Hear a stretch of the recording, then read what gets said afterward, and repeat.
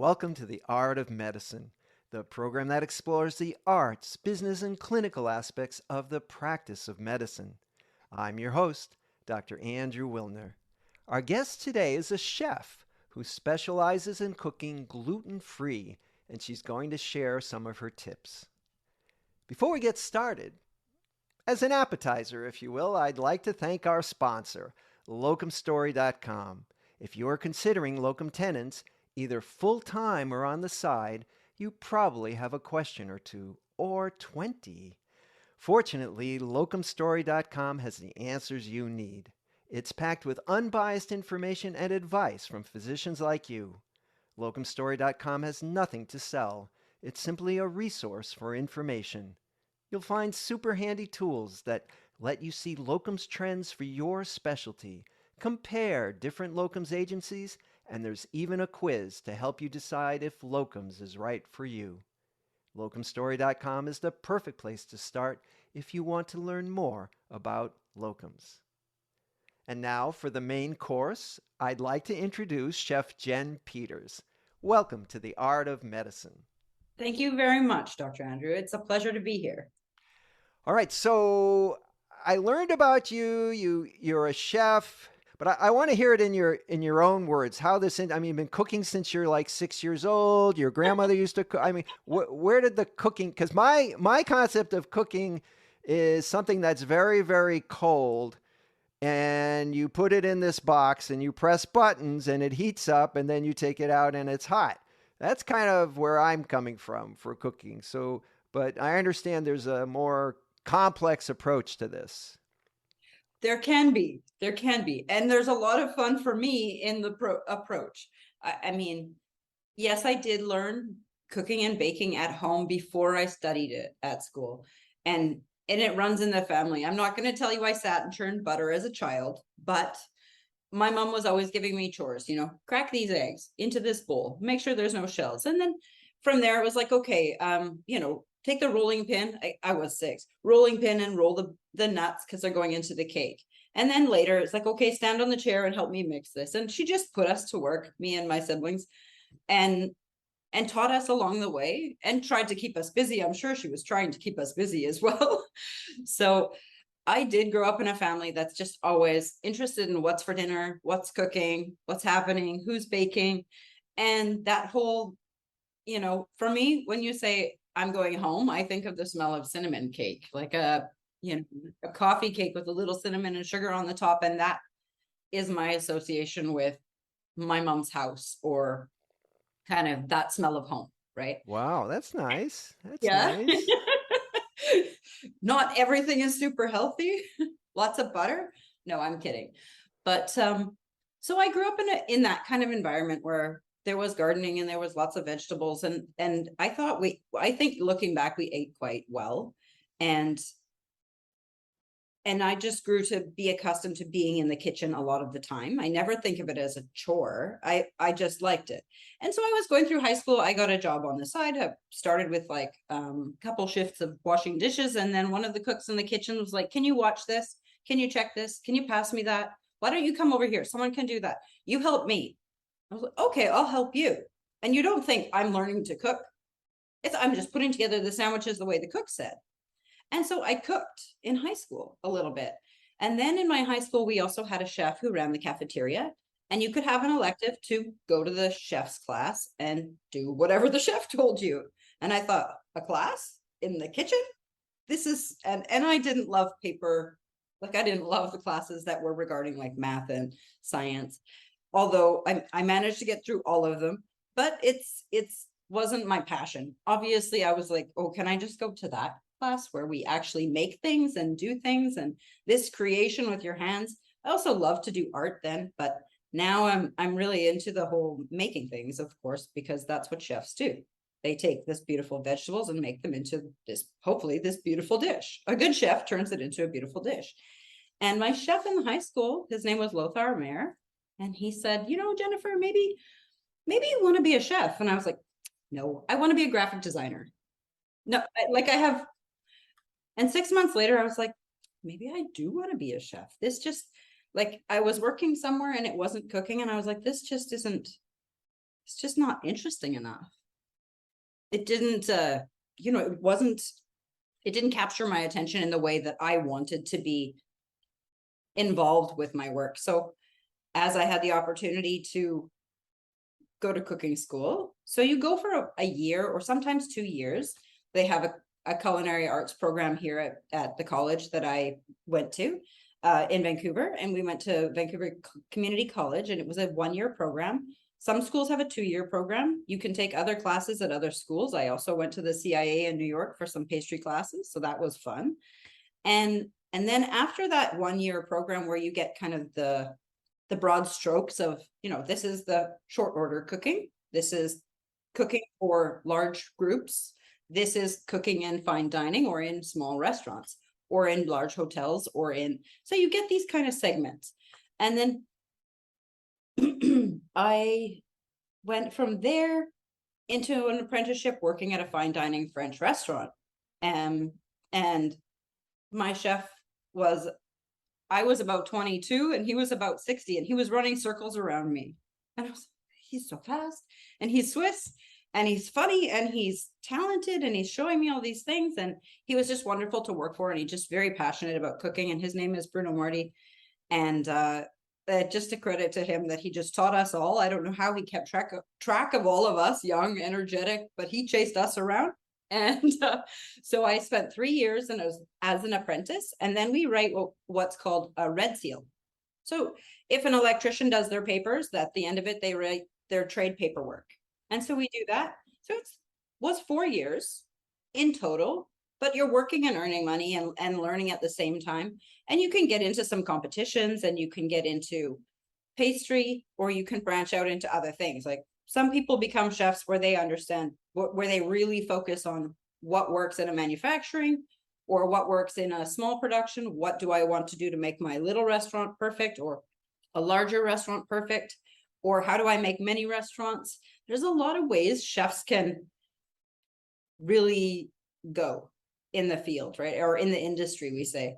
And so I did follow up my culinary arts, my cooking training with some pastry classes. Like I said, I got to go to the CIA in New York for continuing education pastry classes, which I absolutely loved, because learning to bake young, and then later understanding really the science behind sugar and how it works and how the textures it gives you, and just this like not complete explanation, but a real explanation of what works.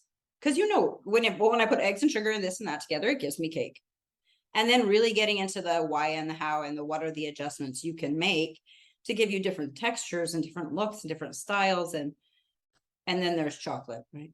It always goes back to chocolate for me, because I also love to work with chocolate.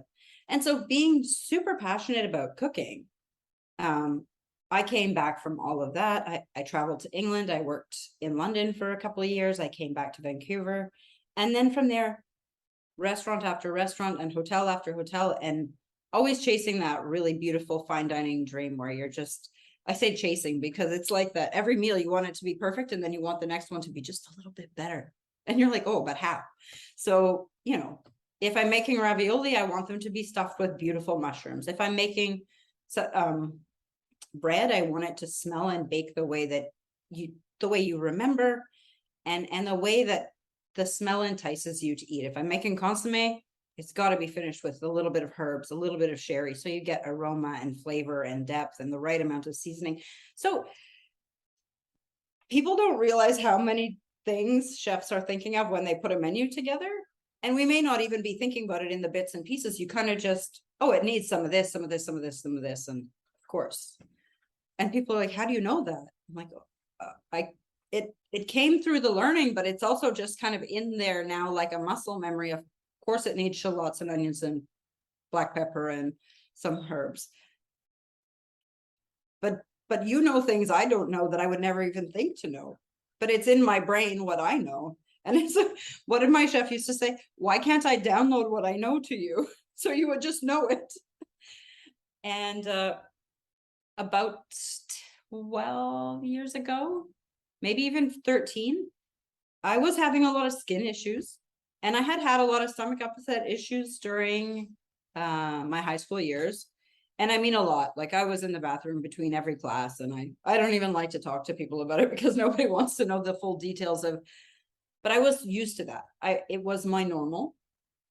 And I say my normal. Now I know it's not normal because it's not normal for me anymore. I was having all these, but I was having a lot of skin issues and a lot of dermatitis issues, but really itchy. And to the point where it was like I would be standing on the line on one foot, scratching my other foot while trying to do my work, which doesn't make for a happy person, makes for a very stern looking, angry looking chef.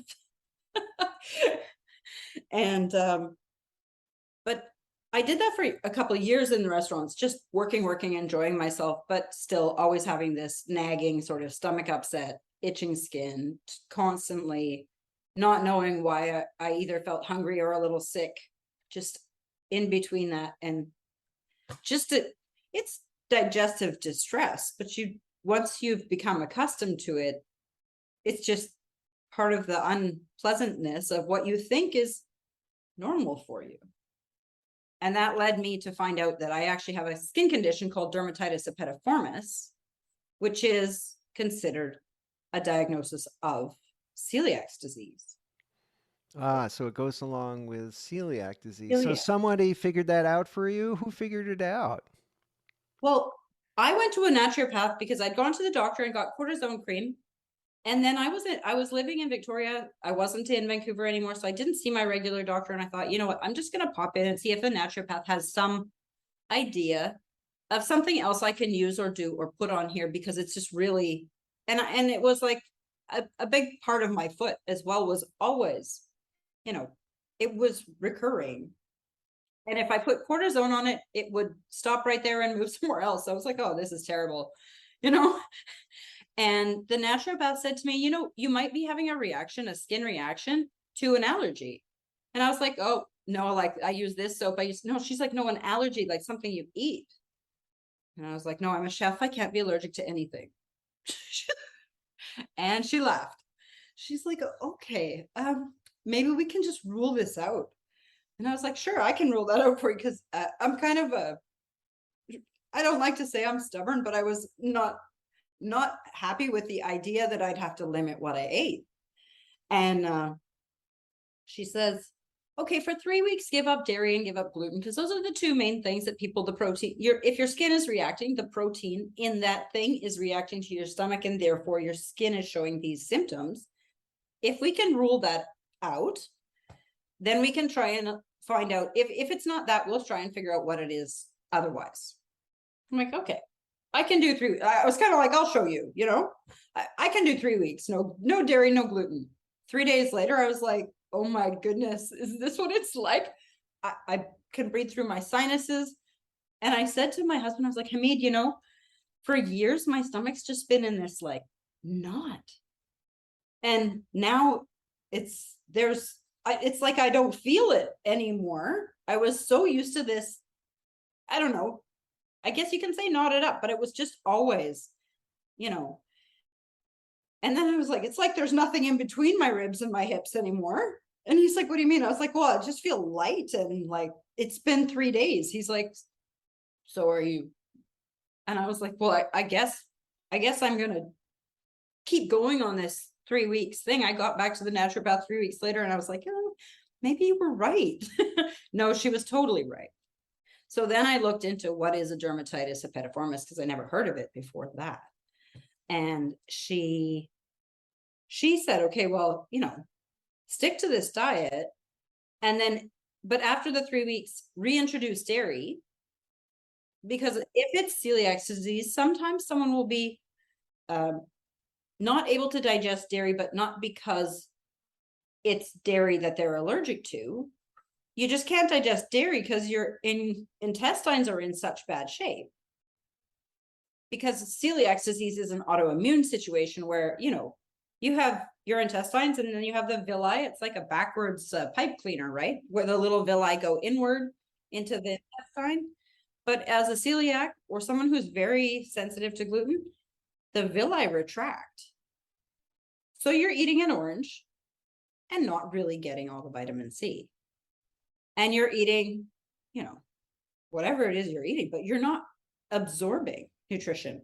So one of the other things that was randomly always going on with me was low iron, itchy skin, upset stomach, sure, bloating and a few other things, and headaches. I had a lot of headaches as a child, like migraines as a 5-year-old, right? It's not normal, but also it was the 80s. I don't know. We didn't think, oh, that's a child's migraine. What would that mean? It was just like, oh, what happened? Oh, and then it passed. But I got them periodically through high school. And when I stopped eating gluten, I didn't stop getting migraines, but the severity or the regularity of it was like at least half. In fact, I think almost 5 years, I think I got only one. And I was like, oh, I'm cured. But just to see all of those things that you kind of get used to as these are the things I deal with in my life that are normal for me, to see them dissipate and then just be like, I have energy. I'm not constantly looking for sugar and caffeine. Well, coffee every morning, yes. I'm not going to lie. But I'm not just like, oh, I need chocolate. I need this. I need this. All my weird little sugar cravings, I wouldn't say they're gone, but they're much easier to say, you know what? Yes, I ate breakfast and therefore I won't be hungry again in 10 minutes or 20 minutes. Because if I eat a slice of bread, the first thing that'll happen is 20 minutes later, I'll be like, oh, my head is itchy. My hands are itchy. Oh, And so tell us, and I want to thank you from taking us from cooking back to the art of medicine, right? So we've done our medical part now, and I'm gonna add a quick anecdote. Is that when I was a child, and maybe it was a Sunday and we'd go out for ice cream, I would always get queasy. yeah. And I would eat cereal, which I loved, and I would be queasy. And just like you, I just thought that's the way life is. When I was in medical school, I started learning there was something called lactose intolerance. This was a long time ago, more than 40 years ago, and it wasn't very well known. And I was studying one day, and I just sat there at my desk the whole day, and I drank a carton of chocolate milk.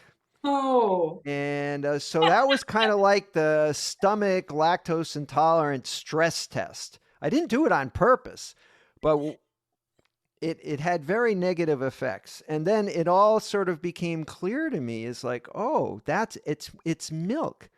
And years later, they came out with these little tablets that you could chew. This was before there was lactose intolerant milk, that you could buy, but you could get these tablets.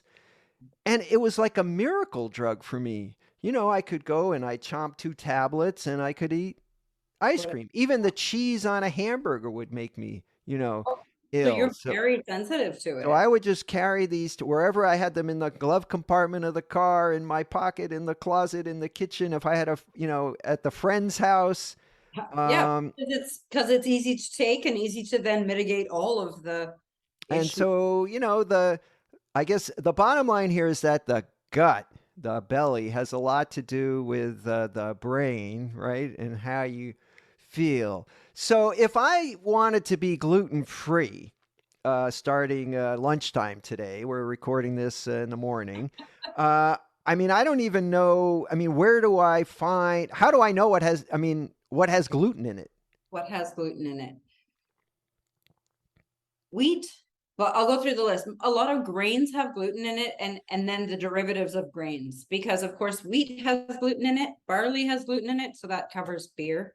That covers all the things made from wheat flour. So that's all the pastas, all the breads, all the cakes, all the tarts, all the half of the grocery store. Right. It's like a big category here. It's a huge category. And then there's, well, what did I say? Barley, there's spelt, has some gluten. It is an ancient grain, so it has less, but that doesn't help me because I can't have any. So Hmm. so if you're just sensitive, some people will do okay with that. But if you're a celiac, you cannot have it. Oats can be very tricky because sometimes you need to make sure that you get gluten-free oats. And 7% of celiacs can't eat oats in general because they're also allergic to that protein in oats. So there are people who have a like double sensitivities, right? Or double allergies. You can eat nuts. It's kind of easier to tell you what you can eat. How about Um, rice? I like rice. yes, Can I you eat can have rice? rice. You can have all the beans. You can have um, potatoes. You can have anything that's grown in the ground and just comes up as a vegetable or a tuber. You're good. But all of the gluten that we encounter is from grains. So if it's rye, barley, if you see the word malt on something, that means that they took barley usually and turned it into a sprouted and dried and processed that way to make that nutty flavor. But you can't have it, and they use that in beer. So no beer, no beer, no bread, no beer and pizza night, right? And you can't have pasta because it's made from wheat flour, durum flour. Um, you can have corn, right? So that leaves you with tacos. You can have tacos. Cornbread. Cornbread. Well, corn bread if it's made without wheat. Ah. You can Hmm. have corn-based items. But there are a lot of great tacos that are like taco shells that are made from corn. So that's one category. There are cornbreads that are made without wheat, so you can, but you have to just start to be incredibly careful. My first year of being gluten-free, I think I ate potatoes and rice and then followed that by potatoes and rice. And I mean, I love basmati rice. I love my jasmine rice, but at the same time, eventually you get back to the cravings that will be like, but I wanted pizza for lunch. You're going to have to think of where and how can I get what I want to eat in a safe way. And this is where it gets so tricky for a celiac or someone who's newly realizing they need to eat gluten-free, right? Because people choose it because if you have psoriasis, sometimes that will cut down on your reactions Mm. so you won't be itching. And so for that person, it's valuable to know if I don't eat gluten, I don't have this reaction. They say rosacea, they say migraines. There's a ton of reasons people would choose not to eat gluten that aren't celiac. I met a Mm. medical chiropractor and he said to me, he recommended he was doing sports chiropractic, and he recommended for all of his athletes to eat gluten-free because if they had injury, they healed faster. And I was like, wow, because the inflammation factor, Mm. it's both dairy and gluten and a few other items, they have a lot of inflammation associated with them. So All right. So as a chef who now can't eat, or I guess you could still cook, but it's no fun cooking if you can't eat it. yeah. So, did you come up with any kind of strategy or solution to either? How did you get around the gluten problem? Well, like I said, sometimes I'm stubborn, as my naturopath realized, but I like to just think I'm determined. So I just said, you know what? Forget it. There has to be a way to make all these things anyway and find a way to get around it because there's lots of things that are gluten free and really good to eat, right? We have rice. So we have rice flour. We have millet. So we have millet flour. We have buckwheat. So we have flour from that.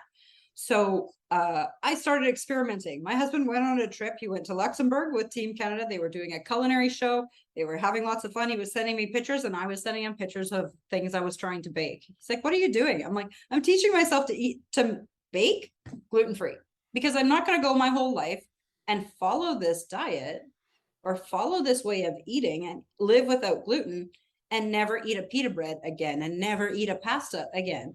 I'm going to fall off the wagon and I'm going to be sick. And then I'm going to get a headache and lose work time. And yeah, And it won't be good for you, your no, it's husband, not. right? It's exactly. It's in your best interest. I do this because, and yes, um, and I mean, it's really funny, but he loves food. He's also a chef. So he says to me, well, can you make a pita bread? Because he likes pita bread. He's like, can you make the bread with the sesames on it? Can you make this? Can you? I was like, whoa. I'll get there. But first, I just want to make a pound cake, right? Like it's got to be. But I did. I tried breads first. I tried pound cakes. I wanted to make pâte choux because, of course, as a chef, it's such a versatile. Well, as a chef, you like to be able to make some of your pastry recipes. Because I thought in the beginning, we're going to open a cafe and have it be a gluten-free cafe. And that turned into, well, then we need to make flour to be able to bake these things. Oh, we should open a flour place and then we can have the cafe. And then the flour thing started to grow. And so, but you look at the industry and you think, okay, I need it to be gluten-free. I need it to be nicely milled, because a lot of the problem with gluten-free food products is the texture. They're not, wheat is a very tender. Like when you think of the smell of baking bread and the texture of a bread, you don't think of it being a granular texture. So a lot of the rice flours that were out, say 10 years ago, had a really unappealing texture. And I don't care how good it tastes. If I'm like wanting to go brush my teeth, it's not good. It's just not delicious. It doesn't compare to having a stuffed ravioli. It doesn't compare to eating a perfect scone. It doesn't compare to just an ordinary breakfast. I say ordinary breakfast muffin, but if you can't have them, they stop being ordinary. They're like, oh, I just want that. And I can't have it. I really want. And the more you can't have it, the more you kind of chase it. But as a chef, I stopped chasing the fine dining dream. I started chasing this, how do I get all that stuff back and be gluten-free? So it was a lot of experimenting and blending of flours and buying things called, konjac root. What's that? It's a powder of a root vegetable that gives me this, but I didn't want everything to be, I wanted everything to be completely as natural as it could be. Because when I started to read about gluten-free, they use a lot of xanthan gum. And xanthan gum, although people see it as a food ingredient and having a lot of purpose, I just noticed it being terribly sticky and having an after smell and an after sticky texture left in a cake. When you slice a cake, you just want it to look like cake. You don't want it to seem sticky. You don't want it to be dry, but you don't want it to be too wet. And I just kept struggling with this. I was like, this isn't a great food ingredient. I'm just not using it. So, what is the technical, as a chef, what's the technical issue with gluten free? I mean, Why is it hard? why does it matter that that things are not cooking? I mean, just substitute another flour and you're done, but it doesn't work that way. So, what does the gluten do that The you need to figure out how to replace? gluten is the protein that exists in all of those grains that I named. So there's a little bit of gluten in rye. There's lots of gluten in wheat flour. There's tons of gluten in all of those grains that we mill and we bake with. And when we get gluten wet, or when we get a flour like that wet, it has its starch and it has its gluten. So you can get it wet, and then as you begin to stir, it becomes like elastic, right? Hmm. And it stretches. And then you add yeast to this. And when you add yeast to it, the yeast gives off gas and creates bubbles, and the stretch opens up the bubbles. And then later you bake this water, salt, yeast, flour mixture, and you have what we call bread, of course. But if you can't trap the air that the yeast, like if your flour can't stretch and hold that bubble, you just have dense bread. So a lot of things are dense and dry, or dense and wet, but basically just heavy. And a lot Hmm. of the flour mixtures that were in the market when I started doing this, they were just, cornstarch, potato starch, tapioca starch, and a little bit of maybe brown rice to call it healthy.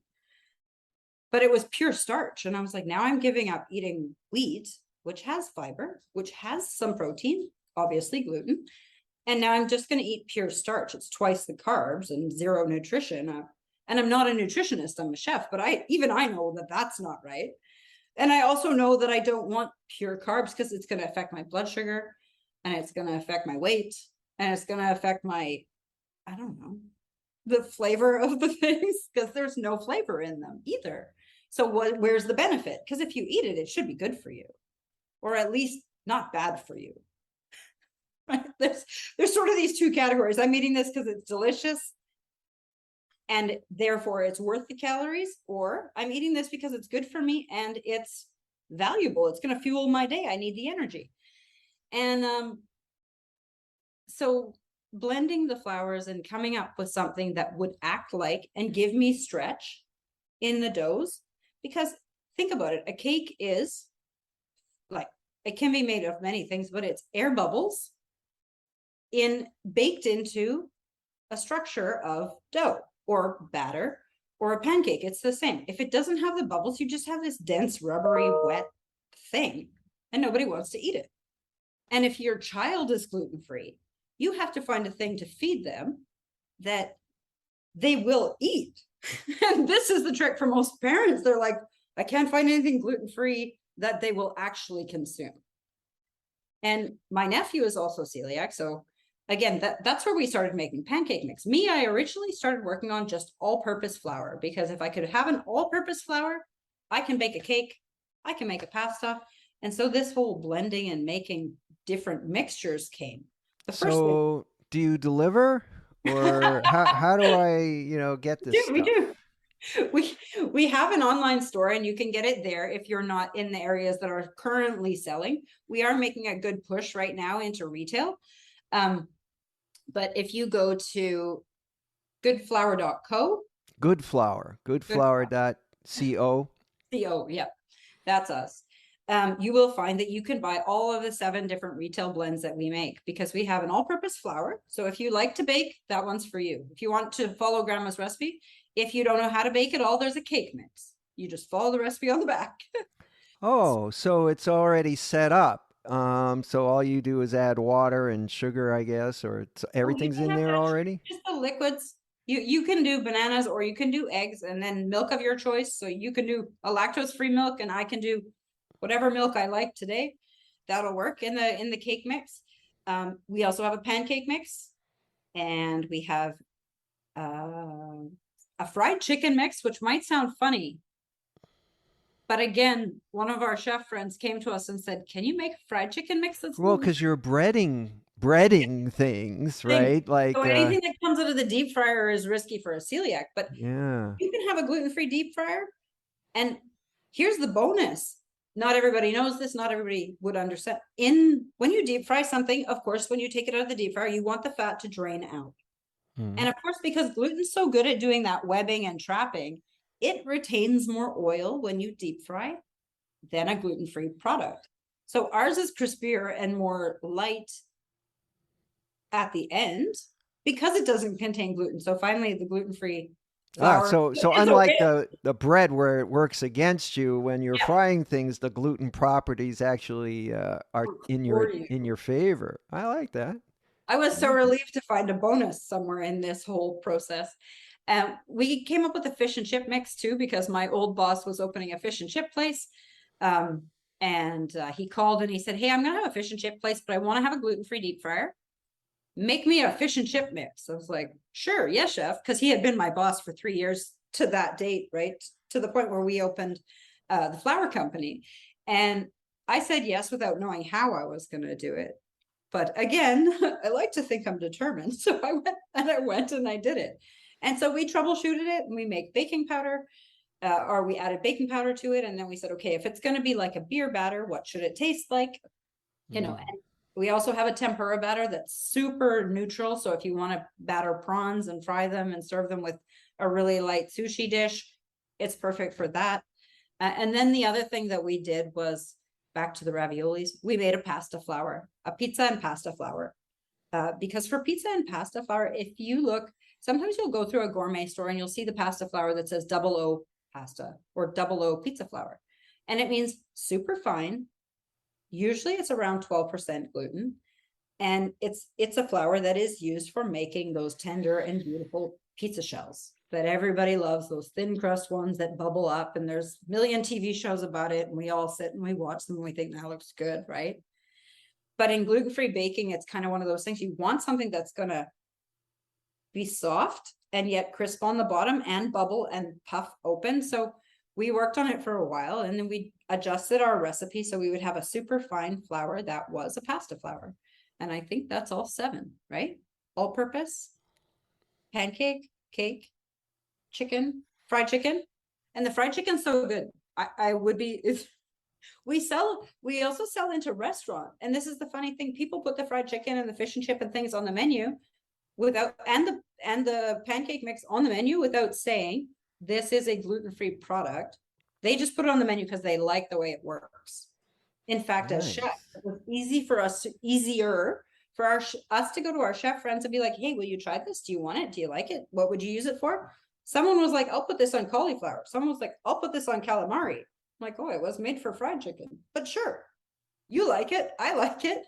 So we actually are, when we opened the business, we did much more in food service than we did in retail. So now we're making this big push to get everybody in retail because you kind of need your business to have So structure.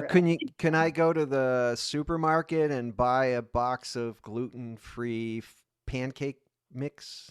Not every supermarket, but some. So I think there might be a Sprouts somewhere near you. Yeah, we have Sprouts. So we are just, I mean, we've put it in the news already that we're going into Sprouts and we're super excited about it. They've taken the fried chicken, surprisingly, or not surprisingly, and they've taken the fish and chips. So those are the two batters they decided to start with. And they're going to have them right there in the knee knocker section. You know, the section by the chicken and the fish and where they do their fresh meats. So it's an accompaniment and you can use it on So any it of them. won't be in like the gluten-free section. They're just going to put it up there, and it'll say gluten-free on the box in case you're looking, but they're not promoting it in that special department, assuming they have one. Yeah, a lot of stores did, and a lot of stores now still do. But sometimes you'll see products mixed into the shelves that are gluten free that aren't only in the gluten free section. You can go through the cake mix section, and we have a vanilla bean cake because I didn't want to use an extract in a dry ingredient. So No we chocolate cake? No chocolate oh cake? soon. Soon. All right. Okay. Something to look forward to. Well, it's almost noon now, and I'm getting hungry. So, is there anything else that you want to add before we wrap up? um, All I right. Where can we find you? Where can we find you when we're hungry? goodflower.co. Goodflower.co. Okay. Well, Chef Jen Peters, I want to thank you very much for appearing on The Art of Medicine. Thank you so much for having me. It's been an absolute pleasure. Well, before we close, I'd like to give another thanks to our sponsor, locumstory.com, a resource where providers can get real, unbiased answers about locum tenens. Thank you for watching The Art of Medicine. I'm your host, Dr. Andrew Wilner. See you next time.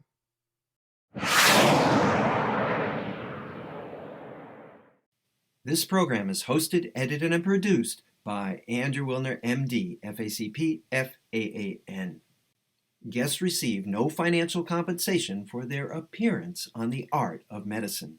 Andrew Wilner, MD, is Associate Professor of Neurology at the University of Tennessee Health Science Center, Memphis, Tennessee. Views, thoughts, and opinions expressed on this program belong solely to Dr. Wilner and his guests and not necessarily to their employers, organizations, or other group or individual. While this program intends to be informative, it is meant for entertainment purposes only. The Art of Medicine does not offer professional financial, legal, or medical advice. Dr. Wilner and his guests assume no responsibility or liability for any damages, financial or otherwise, that arise in connection with consuming this program's content. Thanks for watching. For more episodes of The Art of Medicine, please subscribe. www.andrewwilner.com